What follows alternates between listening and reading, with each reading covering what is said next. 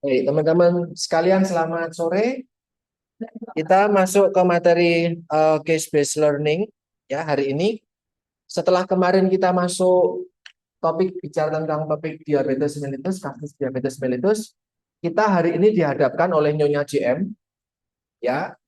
Beliau lansia yang memiliki riwayat diabetes mellitus. Oke. Silahkan teman-teman bisa cek harapan kalian atau mungkin kalian bisa secara mandiri berkelompok maaf, kelompok masing-masing silahkan nanti bisa kita saling berdiskusi terkait sama kasus ini.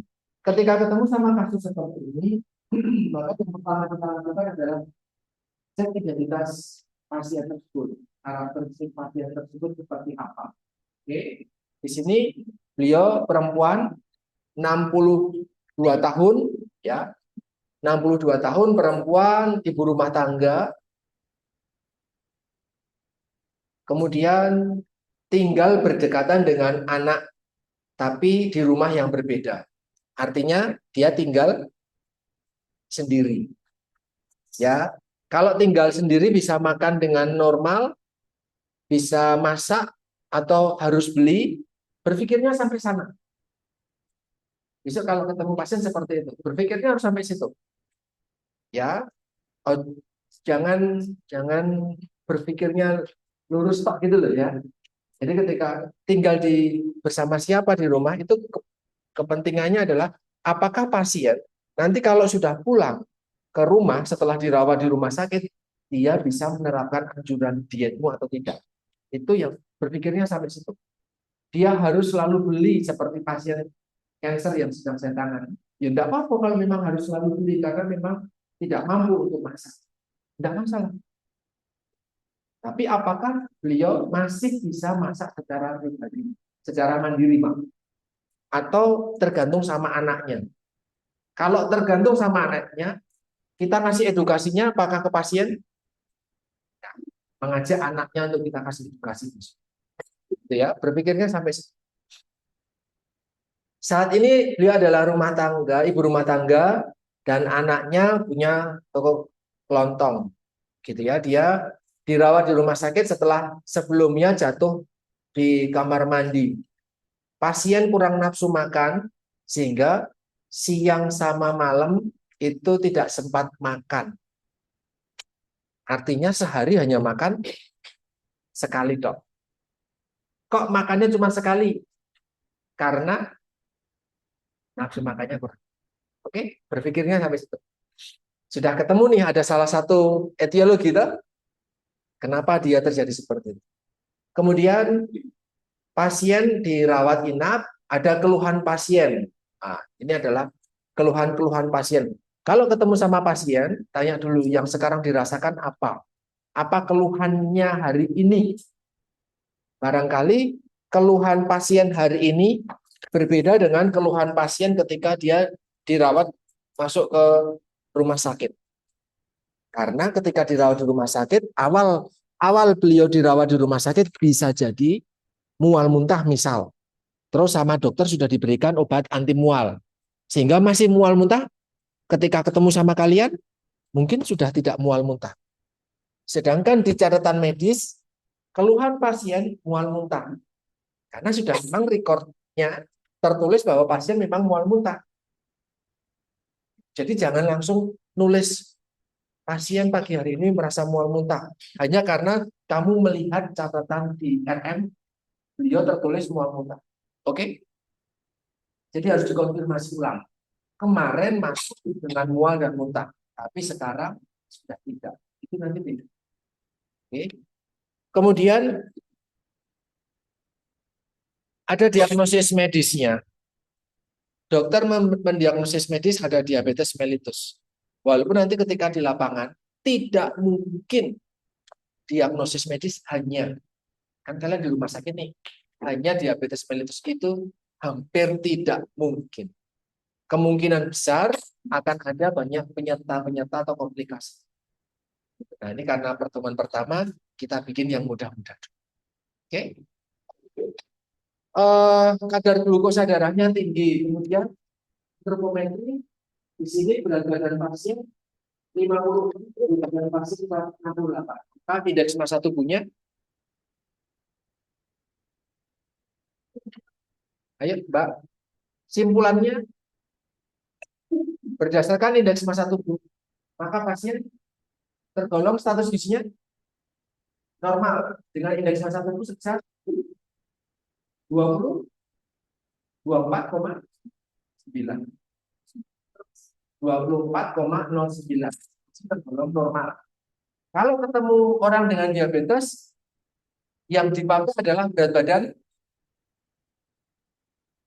baru kemarin loh. Ideal, berat badan ideal pasien ini langsung ditulis. Tidak ada acara melongo dan diam di kelas saya ketika cash based learning. Kalian catat, kalian dengarin. I'm pretty sure gagal kalau kalian cuma melihatin, ya. Ingat, di dietetik masih bisa remedi. Saya dipaksa memberikan remedi. Sorry itu saya benci. Tapi di PGM, no, remedial. PGM it means kamu remedi di lapangan. Tahun depan. Oke? So, kalau nggak bisa, tanya. Nggak bisa, sampaikan. Jadi biar saya bisa mengakses semua. Saya nggak mungkin bisa mengakses satu persatu gitu ya. Kalau di UGM ada namanya tutor. Satu tutor, yaitu adalah ahli gizi, penanganan 5-10 orang. Jadi saya sangat satu kelas itu bisa ada 10 tutor, 5 tutor, 6 tutor. Yang satu kami 6 tutor, tapi 4. Nah, kalau di sini enggak. Saya sebagai dosen dan saya sebagai tutor. Untuk 46 mahasiswa, tidak bisa satu persatu. Tidak tahu, hanya tidak tahu. Ketemu orang dengan diabetes, maka langsung berpikir, tidak ada diabetes kayak kemarin kasus kalian di nomor 2 kan atau nomor berapa gitu ya, ketika bicara tentang infeksi kemarin ya, atau kasus apa gitu kemarin ya. Diabetes, tetap diabetes. Ya, walaupun itu riwayat. Terkontrol ataupun tidak, tetap diabetes. So, berpikirnya adalah penentuan status gizinya menggunakan BRCA. Kalau BRCA menggunakan berat badan ideal. Maka ketemunya kalau berat badan ideal dicarinya menggunakan, kalau BB idealnya ini berarti berapa? 58. Dari mana Mas Alta? Kenapa hanya dikurangi 100?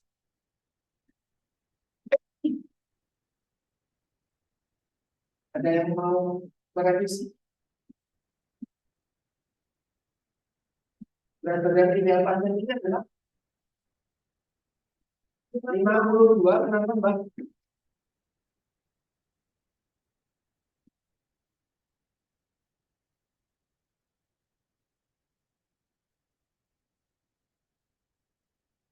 Karena masih dikurangi 10%.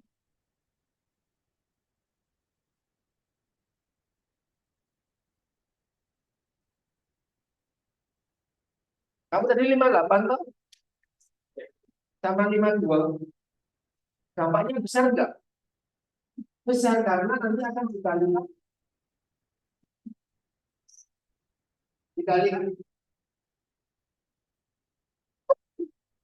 25. Kenapa 25? Karena dia perempuan. Ketemu BMR-nya toh. 25 kali 52 dan 25 kali 58, selisih 6 kali 25, hampir 200 sampai selisihnya. 2 butir telur selisihnya berarti. Satu porsi nasi selisih. Oke, itu tidak bisa teman-teman mengajukan hal sesederhana itu. Ya, bagaimana berat badan idealnya tentunya.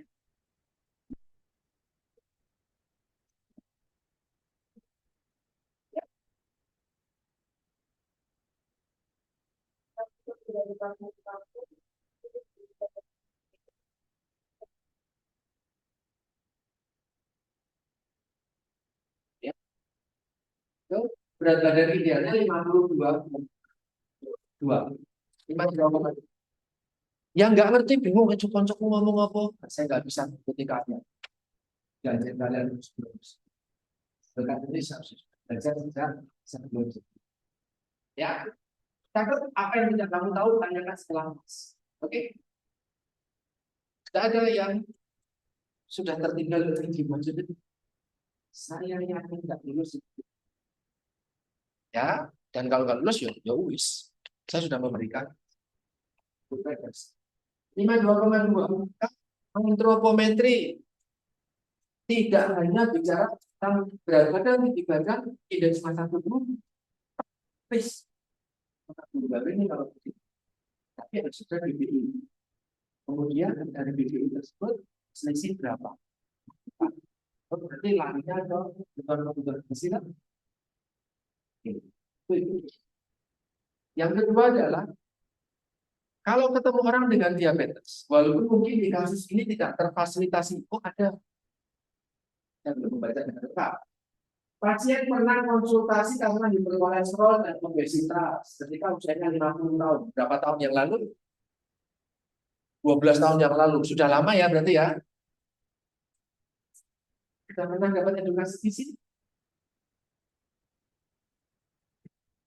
Sudah? Sudah. Ya, sudah dapat. Pengetahuan gizinya sudah tahu. Masih pakai NB 1.1? Ya. Nanti sih ya. Tapi pengetahuan kurang. Terus kemudian pasien mengalami penurunan berat badan 5 kg dalam 2 bulan terakhir. Informasi yang penting atau tidak? Ya. Maka dalam antropometri sekarang berat badannya 65. 2 bulan yang lalu berat badannya 70.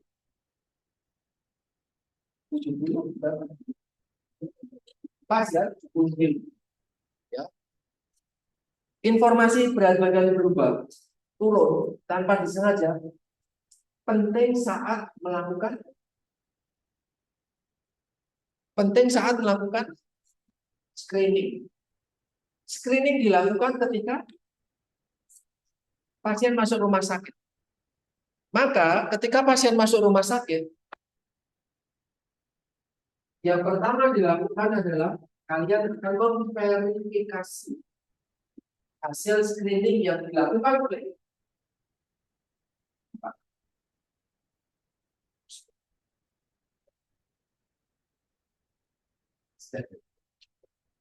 maka yang pertama adalah dilakukan screening. Usianya berapa? 62. Screeningnya kenapa? Apa masalah? Ya, oke. Ketika masuk lansia, alat screening yang dapat dipakai adalah RNA itu nanti ada dua, long pop sama short pop. Kalian bisa pakai tes short pop.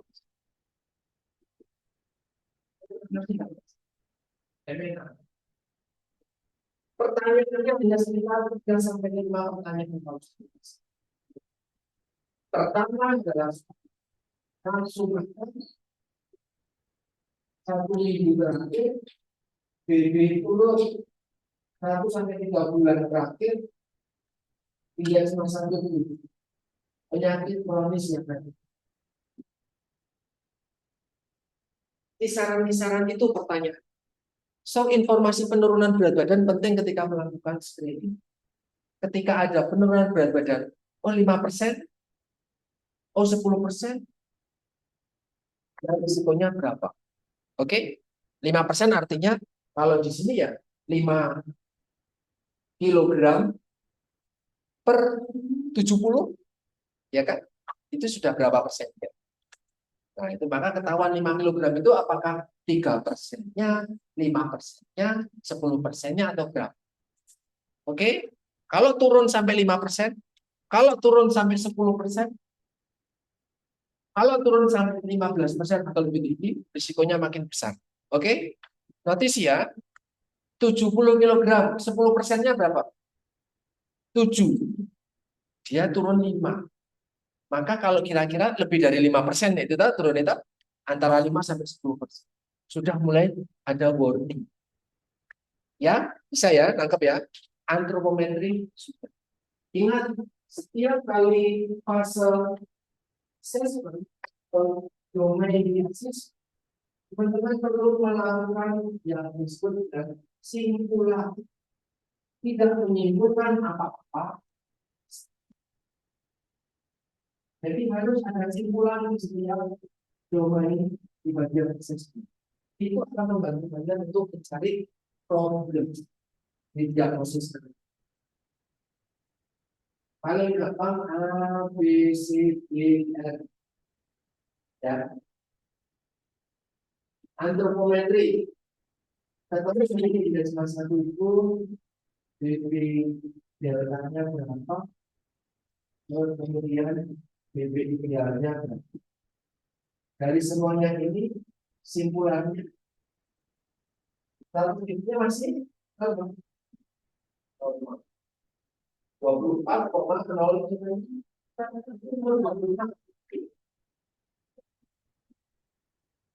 Kalau tidak cuma satu itu menggunakan BB apa? Kalau aku kalau kenanya berapa? Kalau buana maksudnya sini aja nih buana obesitas. Misalnya cuma mobil. Ya, kalau kalian bicara tentang standar komparatif untuk pasien diabetes, kalau menggunakan Perkeni, sudah punya Perkeni ya? Lot. Perkeni 2021, covernya warnanya biru tua. Langsung download, catat download, cari, catat download cari. Kalian tidak saya minta beli buku, tapi koleksilah e-book, ya.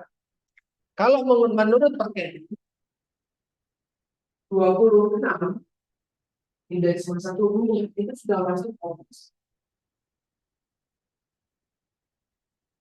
Menurut Perkeni 2021 ini masuk kategori obesitas. Tapi kalau menurut Permenkes 2014, Permenkes 2014, 26 itu masuk overweight. Oke, mana yang benar? Apa yang benar? Yang penting kamu tahu rujukanmu siapa. Itu yang paling penting. Ya, rujukanmu yang mana? Boleh pakai Permenkes, boleh. Boleh pakai Perkeni, boleh. Oke, tapi sebutkan rujukan.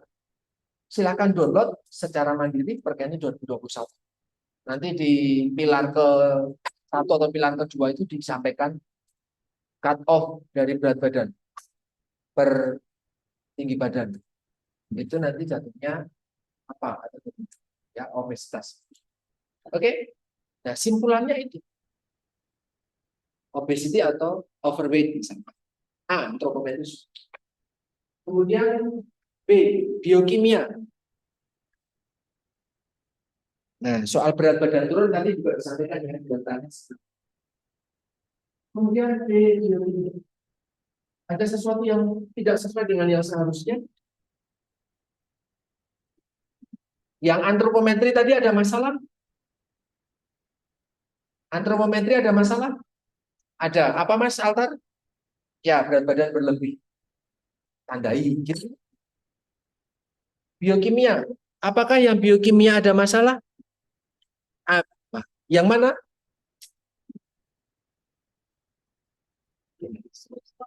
GDS-nya, glukosa darah sewaktunya. Sebaiknya 200, tapi beliau 400. Tapi apakah GDS dijadikan diagnosis diabetes? Tapi kok dokter mendiagnosis diabetes? Berarti iya, dia sudah mengalami diabetes sudah lama. Kebetulan ketika dicek GDS-nya masih tinggi. Oke? Ingat ya, GDS bukan untuk diagnosis diabetes. Tapi dokter mendiagnosis diabetes. Tapi dia sudah lama. 12 tahun lalu hiperkolesterol. Berarti hiperkolesterol dulu baru diabetes. Mungkin. Oke? Apa yang perlu ditanyakan ke pasien untuk memvalidasi omonganmu, Mbak Kinan?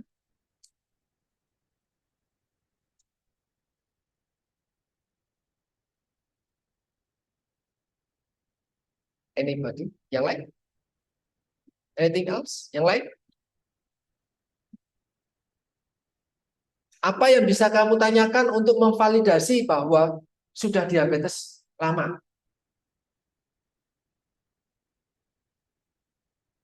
Datanya nggak menyediakan nih. Tapi apa? Kira-kira? Ingat, RM tidak lengkap. Sumber data, ya teman-teman bisa diperhatikan, sumber data itu bukan cuman yang tercetak kalau RM rumah sakitnya masih paper base atau yang nampak di IRM. Bukan cuman itu. Data yang sesungguhnya adalah data ada di pasien itu sendiri. So kalau kamu nggak pernah ke pasien, kamu nggak dapat data. Ya, data adalah di pasien itu. So peganglah pasien, tanyalah pasien yang ya, karena IRM tidak. Oke, yang perlu dilakukan adalah tanya tentang ya, ibu pernah nggak didiagnosis diabetes?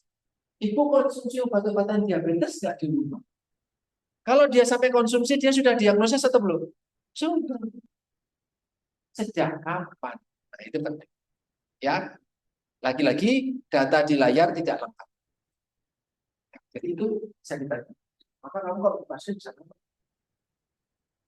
bisa sangat mengganggu karena muncul tanya-tanya itu maka bisa kunjungan berkali-kali aja. Ya, tidak harus langsung jadi. GDS bermasalah. Oke, ada lagi? Kolesterol total 207. Mepet ya. Mepet dengan batas tingginya. Ada lagi? TG-nya. Ada sesuatu yang menarik antara TG. Kak, apa yang kalian bisa lihat dari TG? Orang yang trigliseridnya tinggi, maka memicu apa kalian buat bertanya? Atau informasi apa yang harus kalian gali? Ketika TG-nya tinggi, asupan apa? Gorengan. Yuk, saya akan membuat kamu putar-putar ben-ben itu paham. Apa ketika kalian mendapatkan trigliserid di atas angka normal, hal apa yang tercetus dalam pikiran kalian? Maka seseorang ini apa? Kira-kira TG menjadi sangat tinggi karena dia minyak. No, that's why saya tanya. TG tinggi karena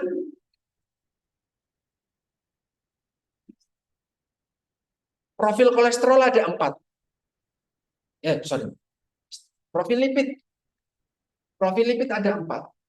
Kolesterol total, trigliserid, kolesterol HDL, kolesterol LDL. TG tinggi. Kemungkinan besar berhubungan dengan respon makannya apa? Mau wes. Gorengan lah, minyak lah. Kan saya, no. Apakah berhubungan? Ya, nek dikait-kaitkan bisa. Tapi paling signifikan. So, itu nanti akan kaitan sama edukasimu. TG berhubungan dengan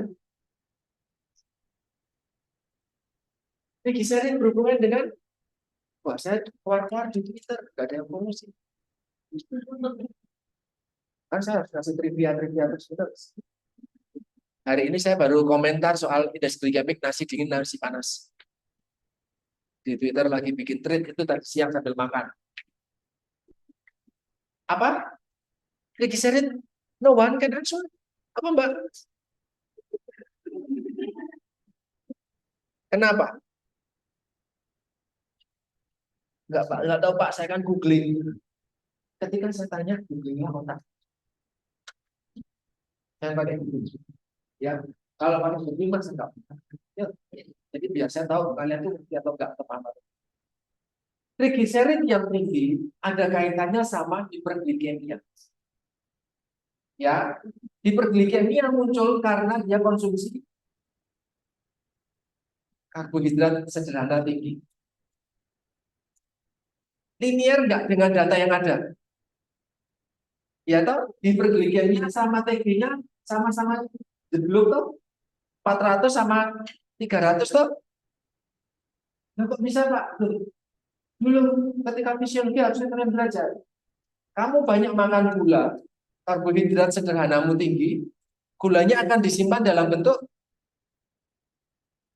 glikogen. Semuanya dalam bentuk glikogen? Tidak. Glikogen disimpannya di hati dan di otot. Utamanya disimpan di hati. Apakah hati bisa menyimpan semua glikogen? Tidak. Maka sisa yang tidak bisa tersimpan dalam glikogen akan dikonversi dari glukosa menjadi apa sih ngajarin metabolisme glukosa berlebih akan diubah menjadi asam lemak dalam bentuk triasil gliserol. Ya, TCA. Siklusnya diajarin belajar lagi siklus sebenarnya. Ya. So kalau glukosa berlebih akan menjadi triasil gliserol. Triasil gliserol nama lainnya dari triglycerida. Means jaringan lemak. So ketika TG-nya tinggi, tanyakan pola makan yang tinggi karbohidrat sederhana. Makan gula nggak sih? Makan manis nggak sih? Minum manis nggak sih? Itu yang akan di-recall atau di food fragmentsikan. Oke? Ketika tahu data hiperglikemi ini sama data TG-nya ini. Maka ketika itu nanti kasih tugasnya. Kurangi tuh glukosanya. Sumber glukosanya. Dari karbohidrat sederhananya. Karena TG-nya akan turun, hiperglikemianya akan turun. Oke? Cukup sekali ya saya ngomong itu ya. Biar nanti ketika hiperkolesterol, saya nggak mau ngomong itu lagi. Ya, jadi yang menyebabkan profil lipidmu tinggi belum tentu soal gorengan, tapi justru soal gula sama makanan manis. Jadi percuma kamu kurangi gorengan-gorengan kalau kamu masih minum manis. Karena profil lipidmu akan tetap tinggi, kamu akan tetap walaupun kamu sudah nggak makan gorengan. Oke? Ya, itu ya notisnya. Trivia hari ini. Kemudian eosinofil sama neutrofil segmen itu nanti kaitannya sama sel darah putih. Oke, tapi karena datanya nggak lengkap, eh, saya tidak bisa menyampaikan banyak hal. Harusnya ada pemeriksaan darah rutin lengkap, ya, AB, apa namanya, makro, monosit dan yang lain. Bukan cuma dua bagian dari sel darah putih, hanya dua bagian. Oke, ya sebenarnya kalau mau dikaji lebih lanjut, eosinofil kok tinggi itu artinya ada apa sih? Neutrofil tinggi itu artinya ada apa sih? Itu ada maknanya sendiri. Apakah itu infeksi bakteri ataukah itu infeksi virus atau infeksi jamur atau infeksi yang lain itu tergambar di LED. Sorry kok LED. Hasil cek rutin darah rutin ya. Eosinofil sama neutrophil segmen itu nanti ada kaitannya sama infeksius. Kok bisa Pak? Nah, yang orang dengan diabetes itu rentan terpapar infeksi. Ya, gula itu sangat manis untuk pertumbuhan bakteri. Ketika bakterinya di dalam tubuh sangat tinggi, infeksinya sangat tinggi, maka menyebabkan infeksi menyeluruh. Oke, itu nanti kita bicara itu nanti kalau ketika sudah bikin KAS. Ya, saya akan memberikan kasus ya.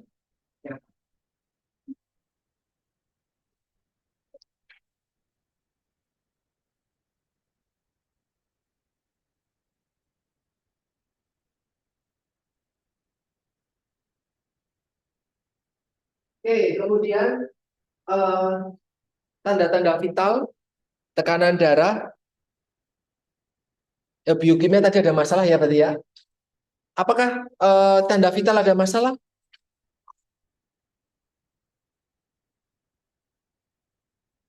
Oh, di sini juga ada ulna sama lingkar lengan atas. Saya masuk ke antropometri ya. Nah, itu nanti. Tanda-tanda vital tidak ada masalah, ya. Clear ya enggak? Walaupun sebenarnya nanti kalau kalian ke rumah sakit, tanda-tanda vital bukan hanya menjadi salah satu-satunya data di visi klinik, ya. Nanti harus melakukan NFPI. Saya kemarin baru ngajarin semester itu ya, NFPI. Biokimia ada BTS, ada profil kolesterol, profil visi klinik tidak ada masalah. Nanti ini harus ditambah dengan NFPI. Saya sudah posting di YouTube NFPI. Tapi nanti saya coba akan ajarkan kalian sehari dok tapi ketika panum ya NFPI kamu pegang semua pas di kurikulum terbaru saya ngasih NFPI di PSG. Oke, kemudian dietary history saya sudah merangkum belum ya dietary historinya biar nggak begitu lama. Oh ternyata enggak ya. Dietary history kayak gini, IRM apakah akan menyediakan data ini? Oh nah, karena data ini berasal dari gizi ya. IRM berasal dari nakes lain bisa jadi dokter dan perawat farmasi. Ini dari gizi. So kalau kalian biar tahu dia makan 3 kali kayak selingan berapa kali dan yang lain sampai berapa kalori dan yang lainnya, kalian mungkin harus tanya. Oke, saya belum bisa bahasa Jawa, nonsen. Orang Jogja bisa bahasa Indonesia kok. Ya, saya baru penentuan rumah sakit kalian lakukan di mana? Baru kemarin sore. Tapi deket kok. Saya nggak minta yang jauh karena besok mata kuliah tersebut hanya saya yang mengambil. Jadi saya tidak bisa keluar kota. Kalau tahun lalu ada Klaten, tahun ini mungkin tidak ada Klaten. Ya, jadi lokal di Sleman dan kota. Jadi Sleman sama kota. Ya, eh, soal kelompok saya membagikan, menyerahkan sepenuhnya sama Bu Ima. Jadi biar kelompoknya sesuai dengan PGI. Ya, siapa dapat apa saya belum tahu. Saya cuma menentukan rumah sakitnya. Saya coba sesuaikan dengan ketersediaan pembimbing kasusnya, jadi biar dapat kasus gitu ya. Jangan sampai nggak dapat, kalau nggak dapat kasus, stres kan.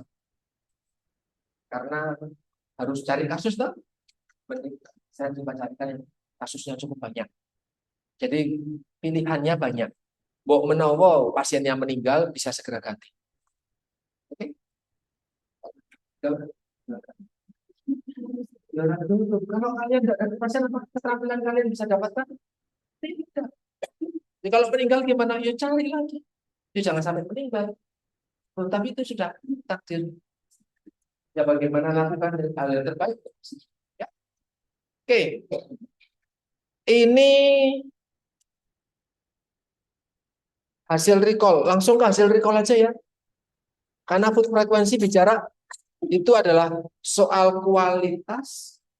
Kalau food frekuensi nanti di sini akan ada kualitas, akan ada kuantitas.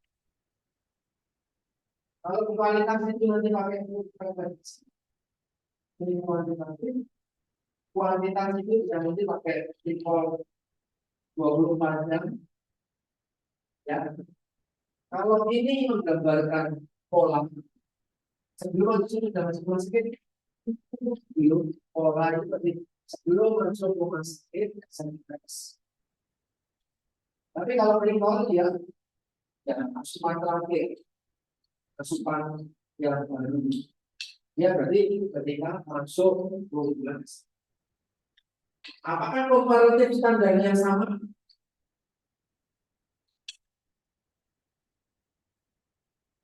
Beda. Apakah sama atau beda? Beda aja.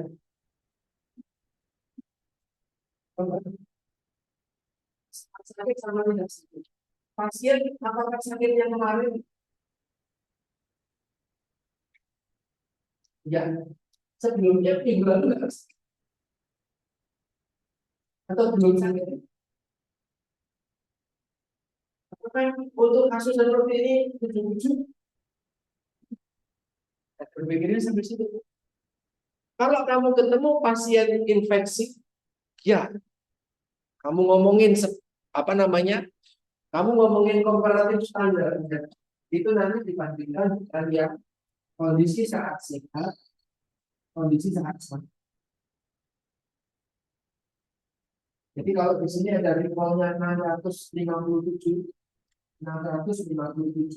itu 35%. Itu kalau dibandingkan kebutuhan saat pasien tersebut kondisinya sakit. Yang tadi 25 kakal kalikan 52. Plus minus sekian gitu ya. Karena itu baru basal net. Oke? Sampai sini bisa ditangkap itu omongan saya? Ya. Tapi ketika ketemu dengan pasien penyakit kronis, apakah minggu lalu dia masih sehat walafiat? Sudah enggak. Dia mah sudah sakit. Kalau sakit, komparatif standarnya masih dalam kondisi sehat. Yuk pakainya Miflin. Tidak. Ingat ya, saya nggak pakai antibiotik ya. Walaupun rumah sakit masih pakai antibiotik, ya hormati mereka. Ya, pakai apa yang masih dipakai. Kalau rumah sakitnya berpikiran maju, kamu menyampaikan informasi yang baru, biasanya mereka ngikut. Saya ngikut sama jenengan, yang penting ada sumbernya. Good. Mereka pakai Harben urusan. Tapi kalian pakai Miflin, karena saya ngajarin kalian Miflin untuk kondisi safe. Tapi ketika dia sudah punya diabetes, dia sudah punya kolesterol tinggi sejak 12 tahun lalu bahkan. Diabetes kapan, entah kita belum konfirmasi lagi. Asumsinya sebelum masuk rumah sakit dia sudah dalam kondisi sakit. So perhitungannya menggunakan ROMA. Oke? Nangkep ya? Jangan pusing. Wong ini mau masalah dia sehatnya berapa lama kok. Ya, sakitnya sudah berapa lama. Kalau infeksi kan kemarin belum keracunan. Wong jajan sembarangannya tadi malam kok bisa. Oke? Nah, ada sehat sakit tuh. Komparatif standarnya. Tapi kalau untuk kondisi seperti ini, komparatif standarnya 1. Kalau kasus kecelakaan, komparatif standarnya 1 atau 2? Kasusnya kecelakaan 2. Kenapa, Mas? Ah, dia masuk rumah sakit kan karena kecelakaan. Sebelumnya, ya sehat. Apa yang membedakan? Sebelum kecelakaan dia bisa lari kemana-mana. Setelah kecelakaan, bed rest. Ingat, aktivitas sangat menentukan. Belum nanti ada suhu tubuh, belum nanti ada infeksi dan yang lain. Ya, ini maka kalau untuk kasus ini pentingnya apa? Food frekuensi. Kalau tahu pola, apakah berdampak banyak pada intervensimu? Enggak. Intervensi yang berhubungan dengan food frekuensi ini adalah bicara tentang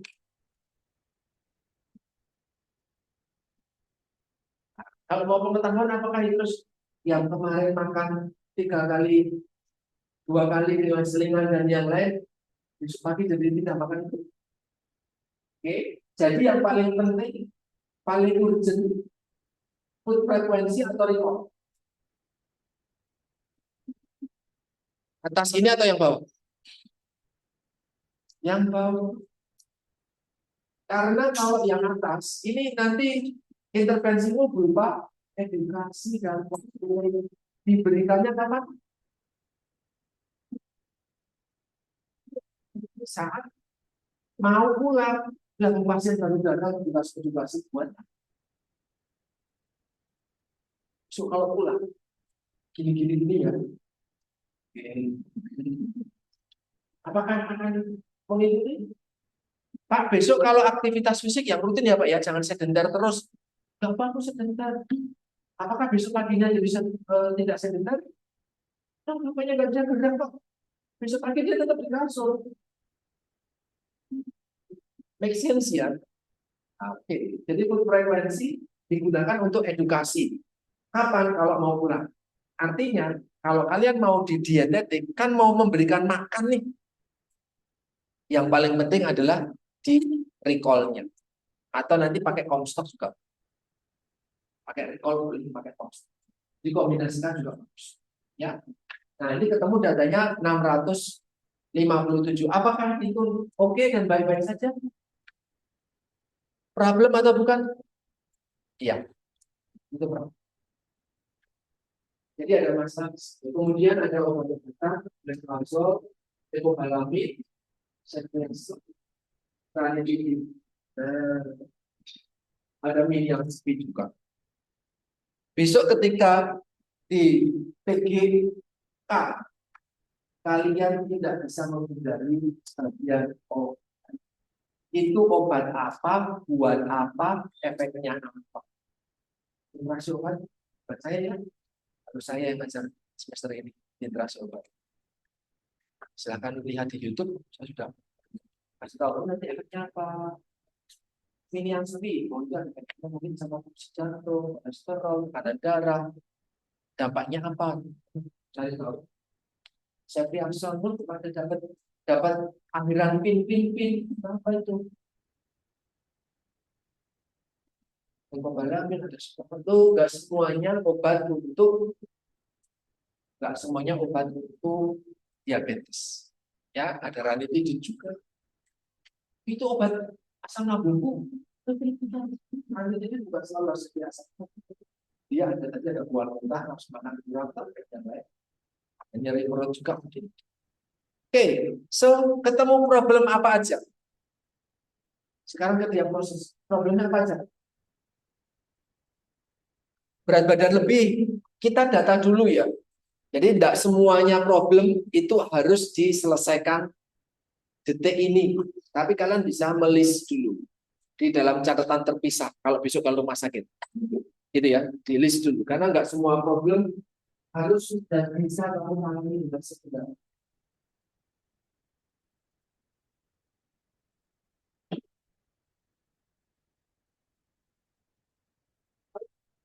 Jadi yang pertama berat badan. Apa Mbak Kina? Kalau problemnya kondisinya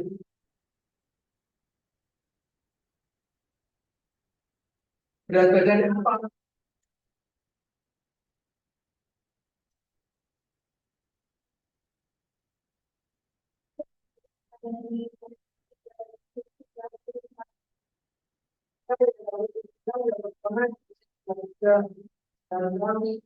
Berat badan berlebih. Ada lagi antropometri hanya berat badan berlebih atau mau bahas atau yang terlintas di pikiran kok hanya itu aja? Serius nih?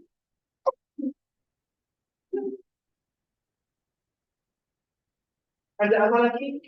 Satu lagi yang belum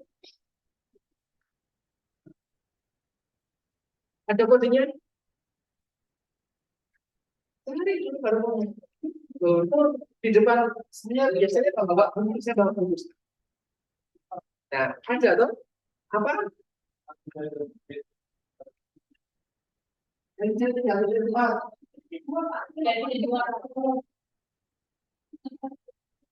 Very close. Oke, so ada dua potensi problem. Eksis pada pasien itu ada problemnya? Ada. Apakah menjadi prioritas? Mengkursi. Nanti dulu. Ya, itu cara berpikirnya gitu dulu. N C. Soalnya kita ambil dari boleh, berpikirnya dulu boleh. Terus kemudian biokimia B. Ada problem? Apa kodenya? NC2.2. Apa masalah?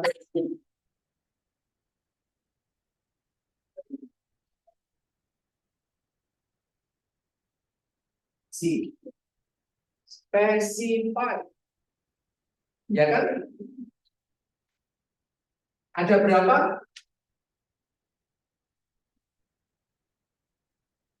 Dua tuh. Yang satu adalah tentang glukosa darah. Yang satunya tentang profil lipid. Ya kan? Tidak boleh teman-teman koma-koma. Karena nanti intervensi untuk lipid, intervensi untuk glukosa beda. Atau bisa beda. Ya. Jadi harus sendiri-sendiri. So ada NC22 glukosa, NC22 protein. Wes, biokimia sudah. Clinical finding belum ada ya. Ada PCB ini nggak ada, maka NC1.1, 1.2 nggak keluar. Betul? Betul?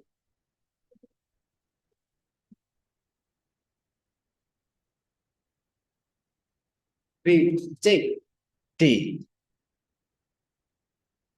Ada nggak di sini? Sebentar. Kurang nafsu makan, melewatkan. Nah, data kayak gini, penting nggak? Kurang nafsu makan terus melewatkan makan, itu penting nggak? Larinya kemana? Asupan tuh? Kan nanti domainnya paling banyak. Asupan. Subdomainnya paling banyak. Maka di daerah history ini bicara lagi bahwa dia adalah nafsu makan buruk sehingga melanggar atau tidak dalam tidak data lagi ya. Jadi semua data pada pasien catat mana yang tidak sesuai itu jadi problem, bisa jadi problem, maaf. Oke? Yaitu history berkolesterol tetapi tidak mendapatkan. Nah, ini juga lagi pasien masuk rumah sakit belum tahu kalau dia diabetes, pernah konsul tapi tidak mendapatkan perbaikan kolesterol, BB menetap sampai akhirnya turun, tidak olahraga, tidak olahraga dan hanya aktivitas fisik rumah karena memiliki ART, artinya dia aktivitas fisiknya rendah. Ingat, jadi itu bisa masuk ke domain yang R, riwayat. Dia punya riwayat hiperkolesterol, aktivitas fisiknya rendah, terus tidak mendapatkan perbaikan kolesterol, padahal sudah dapat konsultasi isi tentang kolesterol, artinya ada perubahan perilaku, mungkin tidak ada perubahan perilaku. Tulis di sini, tidak ada perubahan perilaku. Pernah mendapatkan edukasi tetapi tidak ada perbaikan. Kan berarti ngeyel sama edukasinya tuh. Nah, problem yang D, dietary history, ada problem apa? Ya, asupan makannya kurang. Kodenya berapa Mbak? NI21. Asupan oralnya rendah. Ada lagi yang berhubungan dengan NI, karena itu asupan. Ya? Ini kasusnya masih sangat sederhana ya. Saya menuntun teman-teman. Ada NI.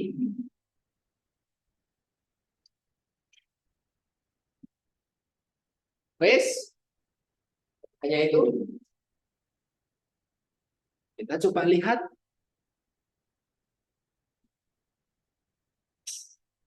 NI itu hanya bicara di ini toh. Kalau ini larinya NI atau bukan? Larinya pada NB. NB apa? Ada 1 sampai 7, kemudian ada 2 dan 3. NB apa? Mau nggak mau memang harus baca buku. Buka buku. Semakin dibuka, semakin lencak, semakin terbiasa halaman-halamannya kalian. NB berapa? NB 1,3. Apa itu?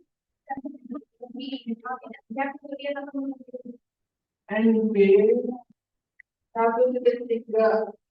Tidak siap, ya. Kok tahu, Mbak?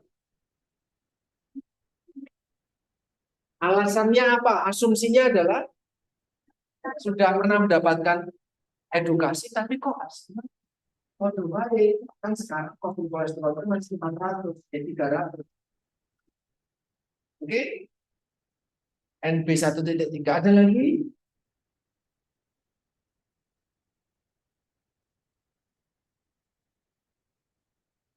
Ada lagi? Bawahnya itu bagian. Apa enggak? Kurang mampu monitoring diri sendiri. Apa justifikasinya?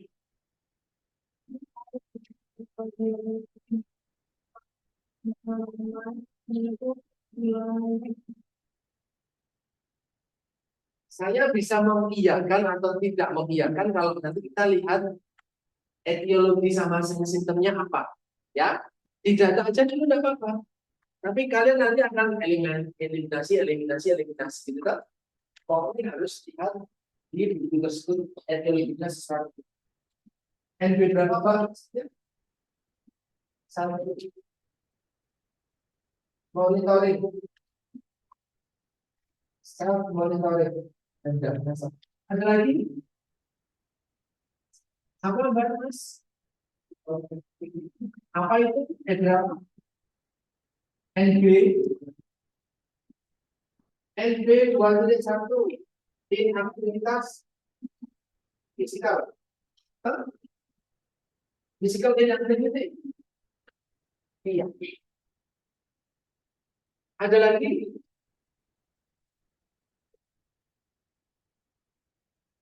Wes? Sudah? Sudah? Sudah bicara tentang aktivitas fisik, riwayat hiperkolesterol. Apa lagi itu yang riwayat hiperkolesterol? NB-nya apa lagi? Ini, dia punya penyakit hiperkolesterol, kolesterolnya tinggi, makanan mana yang menyebabkan kolesterolnya tinggi? Nah, itu tuh lihatnya. Ada nggak? NB 2,3 apa? Sorry, tidak mampu mengatur diri sendiri.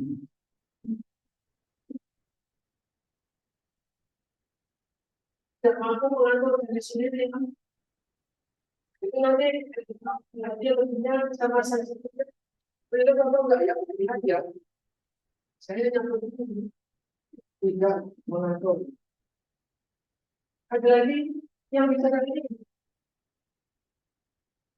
Kayak inilah yang menyebabkan kolesterolnya tinggi. So, NB apa itu?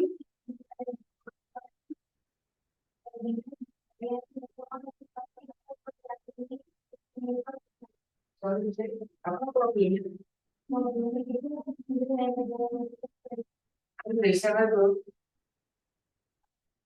Ada lagi yang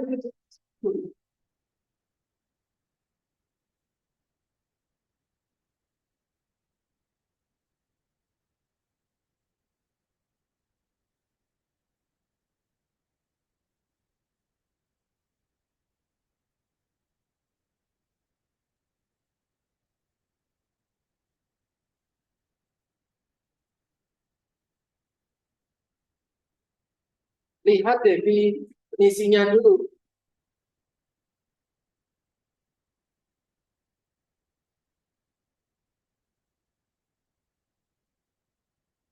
Undesirable desirable food choices. Put and or difference choices that are inconsistent with dietary reference index standard, national guidelines, diet quality index, HEI, yang tadi baru saya tulis di deskripsi bimbingan ya, bimbingan skripsi ya, HEI. Terus kemudian yang menjadi nutrition prescription. Nah, nanti kamu lihat tanda gejalanya apa. Pilihan makanan yang tidak sesuai, tidak tepat, nanti yang mana? Perilaku mana? Makan yang mana? Gula, 2 sendok makan setiap minum teh, sama kopi. Padahal minum tehnya 2 kali, kopinya 3 kali. Maka 5 sendok, 5 porsi, 1 porsinya 2, maka ada 10 sendok. Apakah itu sesuai? Perilaku kurang sesuai. Nasi 3 kali, sekali makan 3 gelas. Ya, artinya itu 1 gelas. Jajan tok. Pupuk, jajan pasar.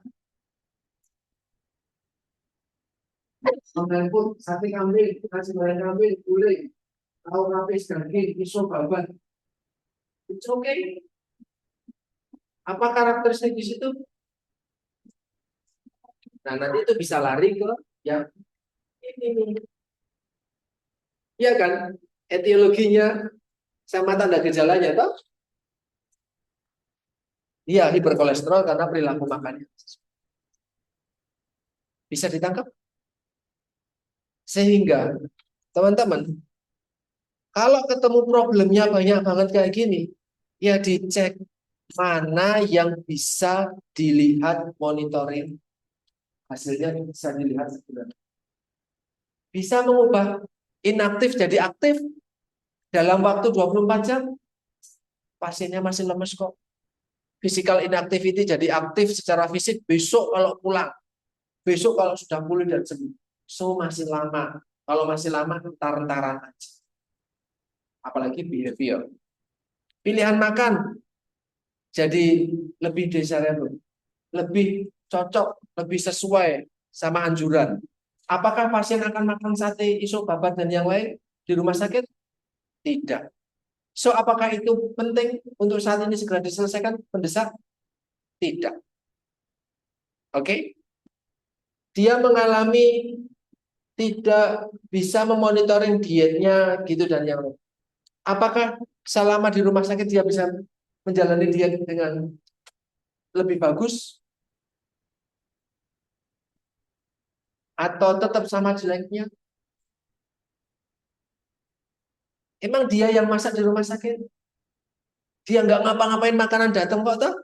So, keberadaan makanan yang baik di dalam hadapan muka beliau, apakah karena pengaruh beliau menjadi lebih pinter? Ya, ya karena sudah pekerjaannya ahli gizi dan tukang masaknya. Ya kan?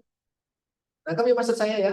Tapi NB tersebut, ini jajaran NB 13, 4, 21, 23, itu nanti bisa kalian monitoring kalau pasien sudah pulang. So, kalau monef perilakunya masih jangka panjang, nggak usah dipikir dulu. Oke? Tapi problem ini eksis nggak pada pasien? Ya, ada. Tapi bukan menjadi prioritas. Oke? Kalau salah satu dari kalian, Mbak Gabri, menuliskan problemnya adalah NB21, apakah betul? Betul. Cuman beliau aja yang tidak bisa memilih prioritas. Tapi betul diagnosisnya ini? Betul. Nangkep ya? Gitu. Nah, makanya dibutuhkan yang namanya berpikir kritis. Selama itu bisa dibuktikan, memang ada pada pasien, betul diagnosis. Tidak ada yang diagnosis itu sama. Tidak. Yang ada adalah kamu belum bisa priority atau kamu sudah bisa berpikir kritis. Oke? So, soal NP kita cancel. Tidak diprioritaskan dulu. Ya, ada pilihan lain. Overweight. Apakah keluar rumah sakit menjadi normal weight? Apakah menjadi prioritas? Overweight-nya karena dia tidak olahraga. Ya, apakah itu seperti disuruh olahraga? Lagi-lagi kok dia kan lari mulu. Bukan prioritas. Tapi apakah pasien itu benar? Ya, weight loss. Apakah jadi problem? Apakah kamu akan mencegah weight loss pada pasien ini sehingga dia tidak akan weight loss lagi dalam 1 bulan terakhir ke depan? Bagaimana cara memonitoringnya? Kalau weight loss memonitoringnya bagaimana caranya? Ya ditimbang lagi dong. Kapan? Besok pagi? So priority? Tidak. Nah, kan yang jadi berpikirnya adalah program yang akan kalian lakukan itu bisa dilihat berhasil atau tidaknya itu kapan. Nek dia nanti kan belajar ngasih makan atau apakah besok pagi bobotnya langsung naik? Apa langsung turun? Kan juga tidak. So, weight loss bukan jadi problem yang priority. Apakah glukosa darah bisa menjadi problem yang prioritas? Kamu salah memberikan diet, glukosanya bisa tetap tinggi toh?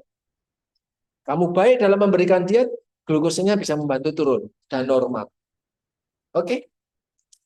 Dietmu bagus, bisakah beliau makan dengan lebih baik dari 30 berapa tadi? 35% menjadi 50% bisa besok pagi,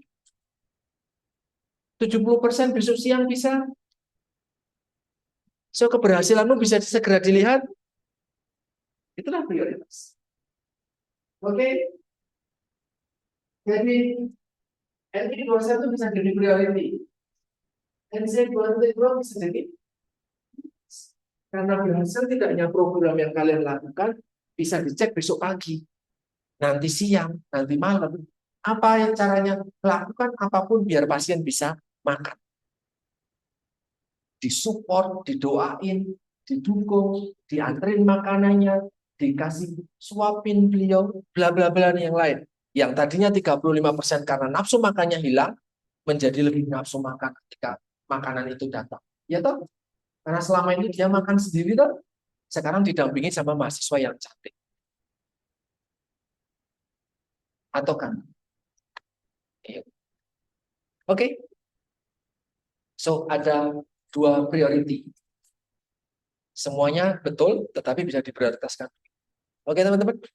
Nanti tinggal tujuannya apa, intervensinya bagaimana, berpikirlah dari 2. Oke? Ketika diagnosisnya sudah betul, ke bawah, kemungkinan besar betul. Ketika diagnosisnya sudah salah, yang bawah langsung coret. Oh, obesitas Pak. Ayo terus gimana? Penurunan kalori Pak 500. Ya betul. Tapi monitoringnya tepat. 1 minggu lagi Pak. Nah, kalau dirawat inap standarnya 3 hari, ya diminta lagi untuk lebih lama dong. Hanya untuk melihat berat badannya naik atau turun tadi. Ya. Saat kembali Pak. Loh, kalau kasusnya sekarang kamu nunggu pasien datang lagi bulan depan dong. Belum tentu dia datang.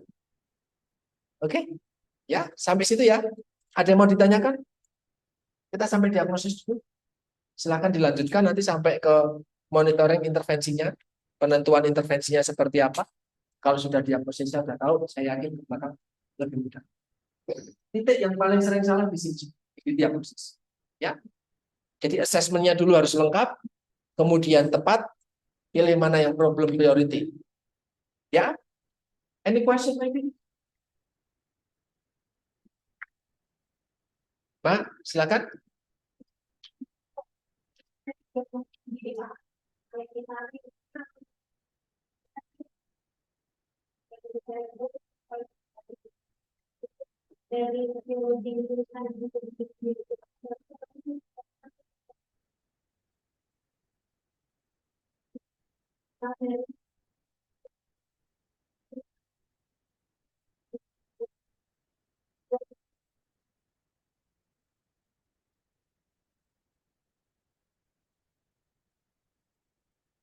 NB 1.7.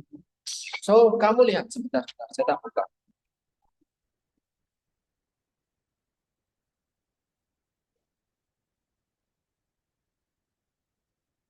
Nah, kalau bilang biar kamu bisa bilang kurang motivasi, apa yang harus kamu dapatkan? Data apa yang harus kamu dapatkan?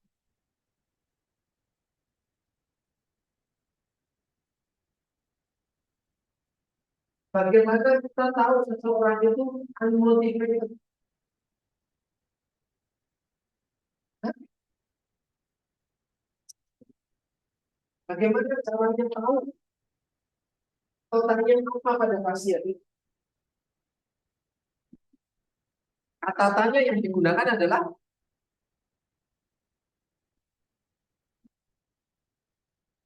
kalian nggak bisa menjudge pasien. Jangan menjudge pasien. Maka banyak banget nih Inggris 1.7 etiologinya gitu tuh. Yang mana ya gitu tuh. Maka dia kamu misal misal kamu ingin mengarahkan pasien ini ada lebih baik misal, maka kan kamu harus punya data bahwa pasien memang ada motivasi. Gimana kamu mendapatkan data bahwa pasien motivasi? Karena apa yang kita lihat?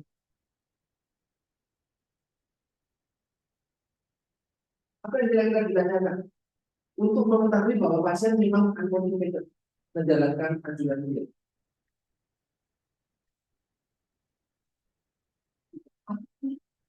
Itu kan yang harus ditanyakan ke pasien.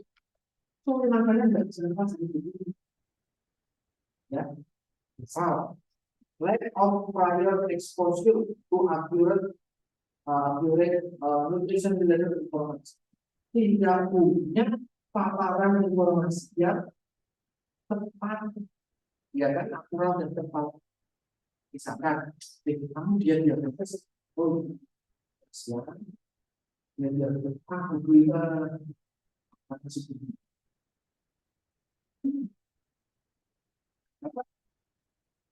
orang macam ini jangan menyendiri. Nah, kenapa kalau makanan sendiri gak serba? Itu makanan sendiri. Baik itu kan itu makanan sendiri. Dan makanan sendiri. Saya dia makanan sendiri apa makanan sendiri? Ya, bodoh dalam arti maksud saya dalam pengetahuan gizi. Dia dapat informasi gizi, tapi tidak akurat. Itu adalah menyebabkan pilihan makanannya tidak tepat. Oke, kamu datang kasih edukasi apa tujuan edukasi? Diperbaiki kita dari pilihan makanan ini. Edukasi. Sedikit kok. Tapi rasanya juga kok. Jadi gak begitu. Oh, berarti yang saya selama ini itu kami salah ya, Pak? Oh, yang tepat. Oke. Nah, itu yang saya. Dan operasi responsif. Cultural practical. Oh, tahu itu. Jadi ya. Jadi apa? Kok makannya ini, Pak? Jadi pasti kok. Dari sekian itu makan harus. Kalau habis kayak ini kan. Oke, Pak. Kurang komunikasi. Kenapa Bapak menentukan itu? Kenapa Bapak masih makan hati isu babat dan lain-lain? Nah, saya nggak punya minum. Itu tidak ada ekonomi atau pilihan terbatas Bapak. Jadi tidak asal ngomong. Kayaknya ini penting, kayaknya tidak saja. Aku harus konfirmasi ke pasien.